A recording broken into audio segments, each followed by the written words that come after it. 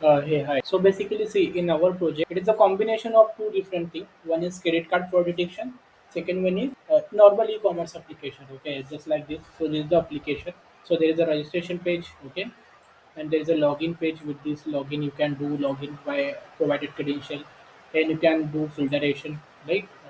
So these are like basic e-commerce site is there. Okay, so that you can demonstrate ki we have added this products, and then we went for checkout, and then we have provided our credit card information.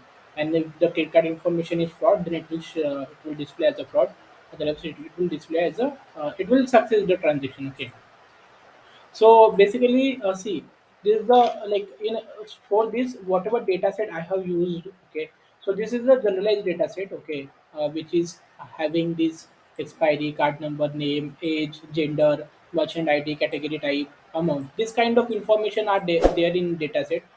Okay, so like this we have to provide the information and then we have to submit. Okay, so the transaction was uh, right, it was not fraud, right? It was genuine transaction, that's why.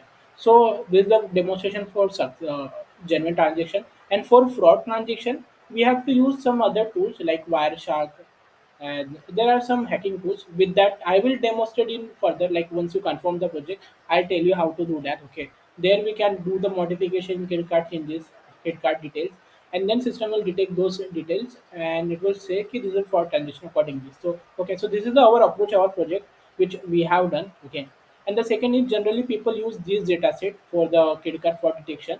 So we can also utilize this one, but the only thing is for this project, this if you want to utilize this data set, see, for this we have utilized our own data set. Okay, but if you want to utilize this data set, this is different. Okay, then this e-commerce thing will be not there. There will be a simple website where you have to provide all the information of these columns, and then system will take the input and make the prediction accordingly. So this is the second approach if you want to go with this one. Okay, but if you want to go with our own approach with our own credit card actual details and fraud detection, then you can take this one. Okay, so yeah, this and the technology is just like Python website. Python is a language, Flask is a framework, HTML CSS is a front end, and for the algorithm part, we have used multiple algorithms and cross comparison. And yeah, so this is the thing. Okay, so do let me know in case of any doubt. Okay? Thank you friends for watching my video. If you are new then subscribe channel and share with your friend. Thank you.